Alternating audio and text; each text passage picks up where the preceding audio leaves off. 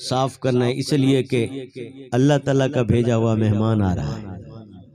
रब ने फरमाया रमजानुल मुबारक मेरी तरफ से आते लोगों मैं भेजता हूं और ये मेहमान बनकर आते हैं आपके पास। देखो हम देहात के लोग, आप लोग, हम वैसे भी सारे मुसलमान मेहमान नवाज हैं और देहातों में खास तौर पर मेहमान ने आना हो तो बड़ी तैयारियां की जाती है। रमजानुल मुबारक भी मेहमान बन के आ रहा है, सिर्फ 29-36 दिन के लिए। जो इसकी कदर कर लेता है वो दुनिया में भी कदर वाला हो जाता है, आखिरत में भी कदर वाला हो जाता है। पूरे साल में जिस महीने में सबसे ज्यादा कुरान की तिलावत होती है वो महीना रमजान मुबारक है। इसीलिए रब्बे काबा ने कुरान करीम में इरशाद फरमाया शहर रमजान अल्लज़ी उनज़िला फ़ीहिल कुरान, फरमाया लोगों रमजान का महीना वो महीना है जिसमें हमने कुरान पाक को नाजिल फरमाया। इस महीने के आने पर खुश होना भी इबादत है। इसलिए खुश हो जाना कि अल्लाह ताला ने जिंदगी में एक बार फिर वो महीना अता कर दिया जो हमारी बख्शिश का जरिया बन जाए, जिसके सदके हमें रहमत मिल जाए, जिसके सदके हमें दोज़ख से आजादी मिल जाए, जिसके सदके हमारी इस्लाह हो जाए। वो महीना जो बेनमाजियों को नमाजी बना जाए, वो महीना जो गाफिलों को रोजादार बना जाए, वो महीना जो 11 महीने कुरान नहीं खोलने वाले उनको भी ये तौफीक बख्शता है ये महीना, और इसकी बरकत से वो भी कुरान खोले बैठे। हर घर से कुरान की तिलावत की आवाज आती है, हर घर में मुसल्ले आबाद होते हैं, हर बहन, हर माँ, हर बेटी इस महीने की बरकतों से माला माल होती है।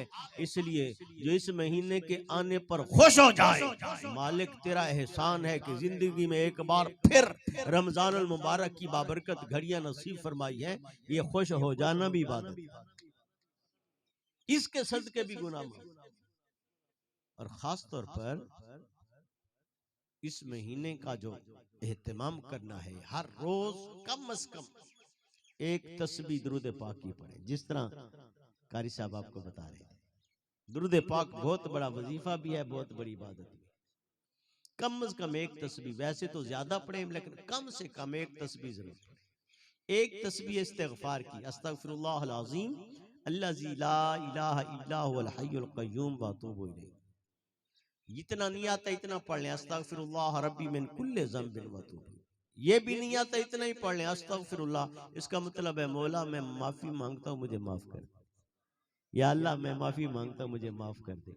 जब ये पढ़ते रहेंगे कोई लम्हा कबूलियत का ऐसा आएगा, रब फरमाएगा फरिश्तों इसके जिंदगी भर के गुनाह माफ कर दो। कब से माफी मांग रहा है, चलो इस घड़ी का सदका, इस महफिल का सदका, इस रात का सदका, लैलतुल कद्र का सदका, रमजान सियाम कयाम का सदका, रमजान की मुबारक घड़ियों का सदका, चलो इसको भी माफ कर दे। तो मेरे प्यारे कम से कम एक तस्बीह दुरूद पाक, एक तस्बीह इस्तिगफार और एक तस्बीह कम से कम कलमा तैयबा, ये विर्द और रात करें। फिर एक खास बात आपको बताना चाहता हूं, अल्लाह ताला आपको मुझे अमल की तौफीक अता। देखो आका अलैहिस्सलाम से इश्क और मोहब्बत, सुभान अल्लाह, उसके बगैर तो ईमान ही नहीं है। लेकिन कोई अमल भी तो होना चाहिए, बगैर अमल के इश्क मुकम्मल नहीं होता।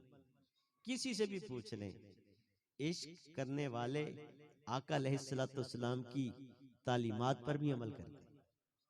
जो नबी करीम सल्लल्लाहु अलैहि वसल्लम से इश्क और मोहब्बत करता है वो आका अलैहिस्सलाम की सीरत तैयबा पर भी अमल करता है, आका अलैहिस्सलाम की सुन्नत मुबारका पर भी अमल करता है, आका अलैहिस्सलाम के बताए हुए तरीके के मुताबिक जिंदगी गुजारने की कोशिश करता है।